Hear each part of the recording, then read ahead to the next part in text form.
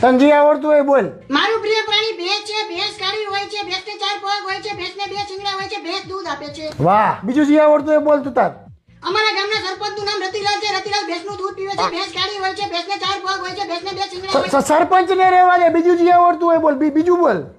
મારા ઘરથી 1 કિલોમીટર દૂર એક દવાખાનું છે. દવાખાનાની બાજુમાં એક ભેંસનો તબેલો છે. ભેંસ કાળી હોય છે, ભેંસને 4 પગ હોય છે, ભેંસને 2 શિંગડા હોય છે, ભેંસ. તને એલા ભેંસ સિવાય બીજું કઈ આવડે હે કે નહીં? મારા ફેવરિટ કલર કાળો છે. કાળી ભેંસ હોય છે, ભેંસને 4 પગ હોય છે, ભેંસને 2 શિંગડા હોય છે, બીજું ભેંસ. તને જે આવડતું હોય બોલ.